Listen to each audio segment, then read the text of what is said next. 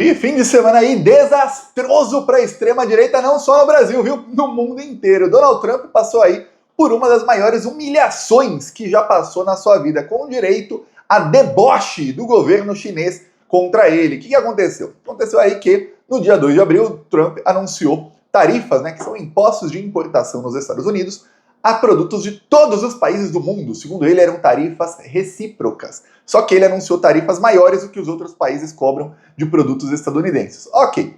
Logo depois, a China anunciou tarifas aos produtos americanos também, norte-americanos. O Trump, então, aumentou o imposto ali aos produtos chineses e falou que, olha, se a China não quiser negociar comigo, vocês vão ver. E aí, fez um tweet em que ele disse ali que mais de 75 países entraram em contato, que estavam todos, ele usou um termo em inglês que é kissing my ass, ou seja, beijando a minha bunda, que quer dizer, estão todos comendo na minha mão, estão puxando o meu saco aqui, só falta a China, mas como a China é arrogante, eu vou aumentar as tarifas à China. E aumentou, chegou a 125% aí de tarifas à China. A China foi lá e aumentou também as tarifas a produtos norte-americanos, e eu mostrei aqui no Plantão Brasil, porta-voz aí do governo chinês, dizendo que nós não vamos nos render. Inclusive, a China mandou recados aí dizendo que, olha, a China existe há 5.000 anos e a maioria desse tempo os Estados Unidos da América nem sequer existiam. E a China segue firme e forte e vai seguir firme e forte sem os Estados Unidos, viu? Sem precisar fazer comércio com os Estados Unidos. Pois bem, eis que o Trump aí, durante essa semana, deu seu primeiro recuo, que eu vou falar. Qualquer líder mundial, aí o líder, chefe de Estado, quando toma uma decisão e recua, é ruim. Só que na extrema-direita é pior. Por quê? Porque eles não apenas tomam uma decisão e recuam. Eles tomam uma decisão, fazem um alarde para o mundo inteiro, fazem ameaça, mostram, olha, eu sou o mais forte, mais poderoso do mundo, falam um monte. E aí quando recua, fica aquela, na verdade você é só um fraco. Primeiro, ele tirou tarifas a todos os países do mundo e deixou só em 10%. Então, europeus, Taiwan, todo mundo vai ficar com tarifas de só 10% e a China mantém tarifas altas. Só que não foi suficiente. Quando o Trump fez isso, as ações na Bolsa de Valores dos Estados Unidos dispararam. Em menos de 30 segundos, as ações dispararam, a Bolsa de Valores subiu mais de 6% aí naquele dia. E o Trump, eu mostrei aqui no vídeo anterior, ele disse, olha, esse meu amigo aqui ganhou 2,5 bilhões de dólares em algumas horas, esse aqui ganhou 900 milhões de dólares, nada mal, E confessou ali que, na verdade, ele fez aquilo para que seus amigos lucrassem naquele dia. O problema é que no dia seguinte as ações despencaram novamente. E aí começou aquela pressão. Quem é plantonista já está sabendo aqui, que eu estou falando faz muito tempo. Ele está sofrendo pressão do Elon Musk, que é o homem mais rico do mundo, dos donos das Big Techs, que são os homens mais ricos do mundo, e que precisam investir. Eles precisam, não é que eles querem, que é o plano deles, eles precisam, para manter a sua hegemonia e o seu plano de domínio mundial, investir algumas centenas de bilhões de dólares em super chips para conseguir uma inteligência artificial melhor do que a inteligência artificial chinesa. Porque duas empresas chinesas, que são a DeepSeek e a Alibaba, já têm modelos de inteligência artificial melhores que os dos Estados Unidos, mesmo sem ter acesso aos super chips que são feitos em Taiwan. Imagine se tiverem acesso a esses chips, que para os Estados Unidos estavam entrando ali com tarifas. E aí tá ruim aí. Imagina você aumentar o custo de produção e aumentar consideravelmente o custo de produção dos maiores, dos seus maiores apoiadores, que são os homens mais ricos do mundo, que estão distorcendo ali, manipulando o algoritmo das redes sociais para que você ganhe audiência. Imagina fazer isso. Foi o que o Trump fez. Pois bem, a pressão foi muito grande e o Trump recuou novamente, e aí ele se ajoelhou para a China. Só falta ele beijar os pés do Xi Jinping. O Trump, ele retirou todas as tarifas a celulares, tablets, computadores, eletrônicos e microchips. E aí tem uma coisa, adivinha? Quem é o maior produtor mundial disso tudo? Quem é? Adivinha? É a China. Xi Jinping passou aí o fim de semana rindo à toa, devia estar num bom humor o Xi Jinping, falou, que coisa, ele recuou muito, Donald Trump, mas não foi só um recuo, foi aquele, desculpa, finge que eu não fiz nada contigo, China, finge, vamos esquecer esse assunto, vamos negociar o resto aí, por favor. Então o Trump ficou aí mais de uma semana esperando a ligação dos chineses, essa chamada telefônica nunca ocorreu, e aí ele, mesmo mandando recados, o Trump mandou recados nas redes sociais que estava esperando o telefonema, mandou os seus assessores avisarem na embaixada chinesa de que, olha, a gente está aberto aqui esperando o seu telefonema, e nada, foi completamente ignorado, igual aquela pessoa que manda lá no WhatsApp uma coisinha, vê ali as duas barrinhas azuis de que a outra pessoa leu e não tem resposta. Foi isso aí que aconteceu com o Trump. E aí recuou bem. E o pior é que os trumpistas começaram a vender isso como, olha, na verdade, isso foi estratégia do Trump. Toda vez que o Trump faz alguma coisa, o Trump impôs tarifas, eles falam, nossa, é isso aí, tem que impor tarifa mesmo, tá certo, aí Trump recua. Não, é que o Trump é The Art of Deal. Art of Deal é o nome de um livro do Trump, que é a arte de negociar. Eles falam que o Trump, na verdade, isso tudo é estratégia dele, que é a arte de negociar. Eu vi separei aqui um bolsonarista que tá passando vergonha, mas passando muita vergonha, falando assim, todos que irão falar que ele arregou o Trump, isso se chama Art of Deal, a arte de negociar. Mas ele recuou, ele desistiu, ele isentou tarifas antes do Xi Jinping.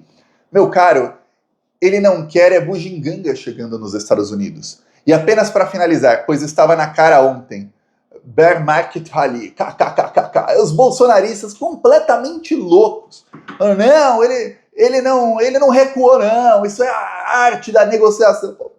Que arte de negociar, hein? Você chega lá com a pessoa que você quer negociar, você xinga essa pessoa, você é racista com essa pessoa. Vamos lembrar que o Trump e o secretário de Estado dele foram racistas com os chineses nessa semana. Usaram termos aí que os chineses acham extremamente ofensivos. Aí, olha que negociação boa. Você xinga a pessoa, fala que é racista, diminui, fala que eles precisam de você, e aí você impõe um monte de coisa completamente injusta com essa pessoa. Quando essa pessoa simplesmente te ignora, não liga pra você e se recusa a negociar, aí você recua em quase tudo que fez. Aí o cara, o que ele não quer é bugigangas entrando. Os celulares produzidos na China vão chegar nos Estados Unidos. Os microchips vão entrar. Os tablets vão chegar. Os computadores vão chegar. O que não vai chegar é bugiganga. Bugiganga é o quê? É um pente desse, ou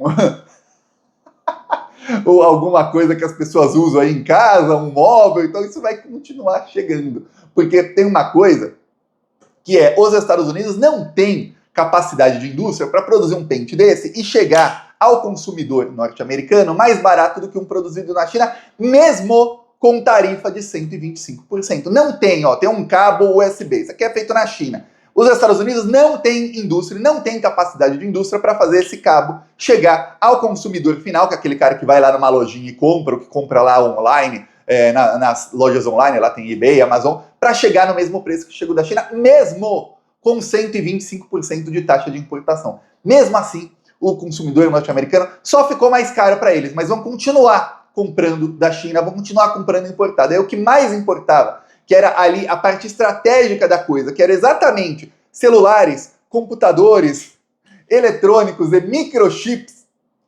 Nisso aí ele recuou, e recuou bem. Passou uma vergonha e tanto o Trump. O que o Trump tá com medo é que na sexta-feira, eu falei aqui no Plantão Brasil no sábado, na sexta, o governo chinês disse ao Trump, olha, os Estados Unidos devem $1 trilhão para a China e não tem dinheiro nem para pagar os juros. Porque os Estados Unidos, quando pagam juros da dívida, sabe o que está fazendo o Trump para pagar juros da dívida?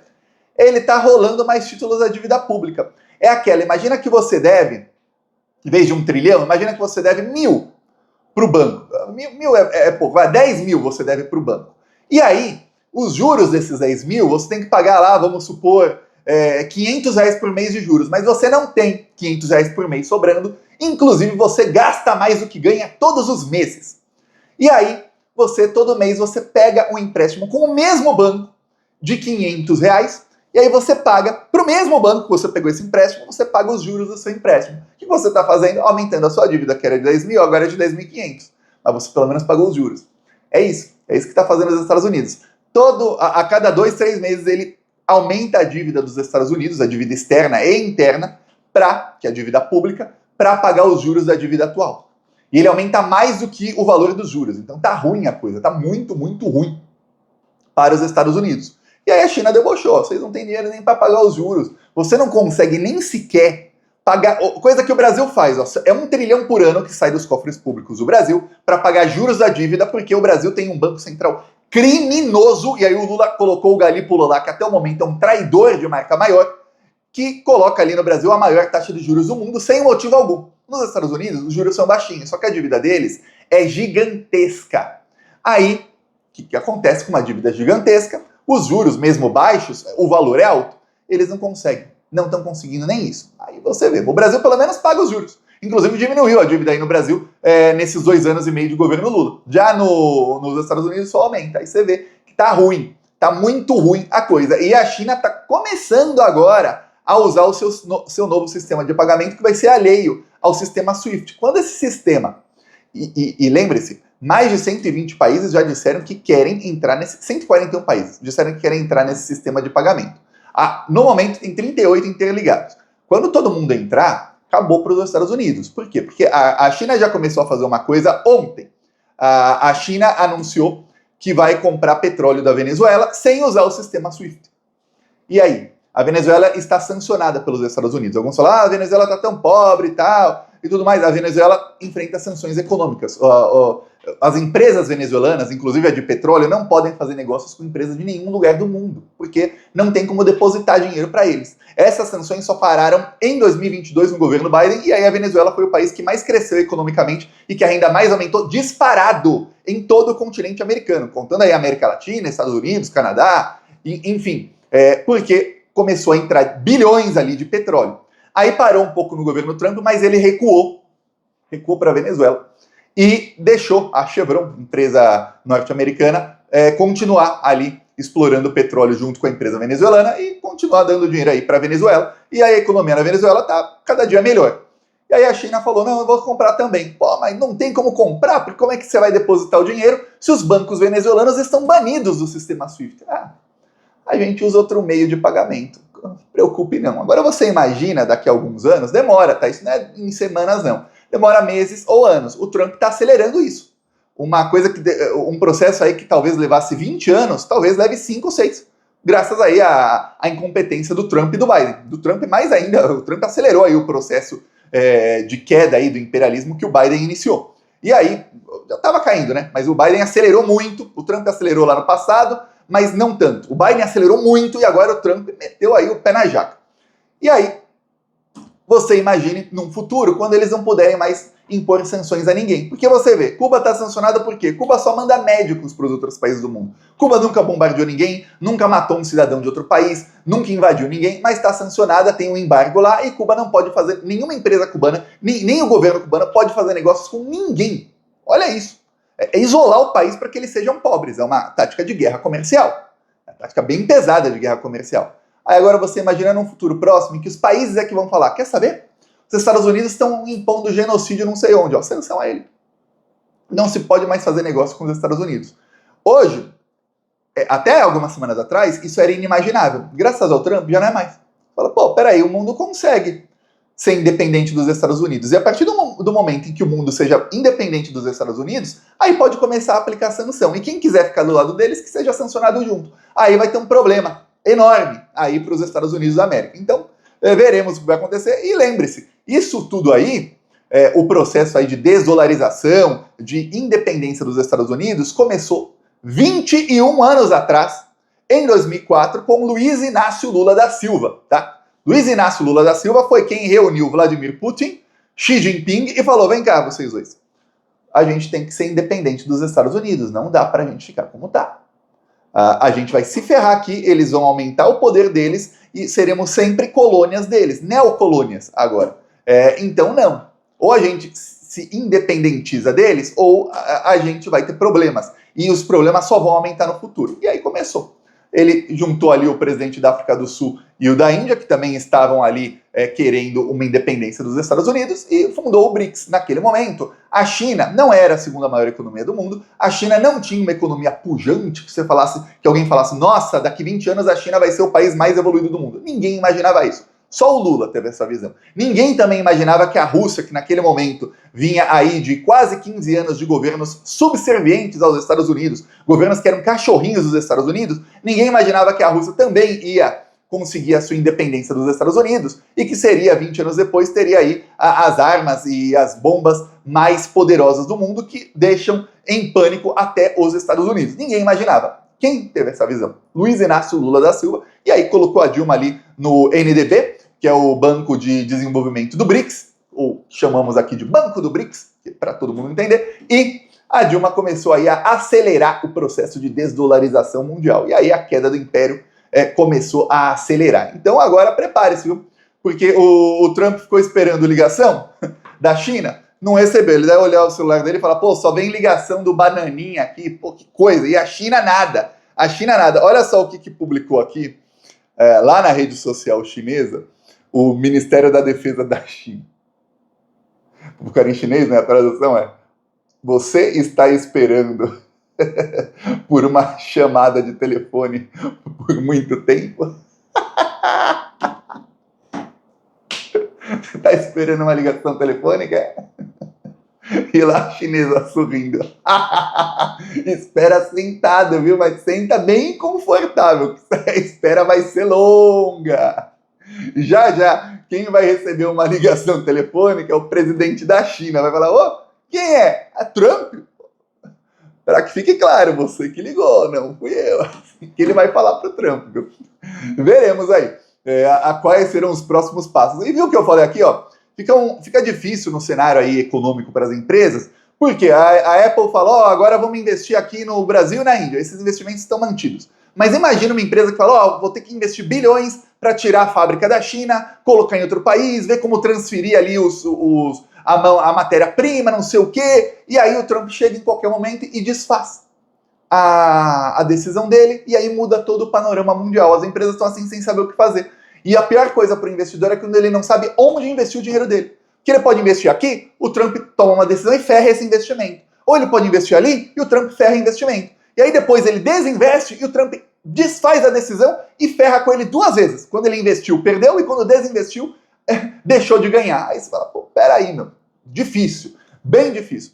Continua assim que eu tô adorando o Trump, tô adorando. Peço aí sua inscrição no canal, seguimos aqui na luta. Falou!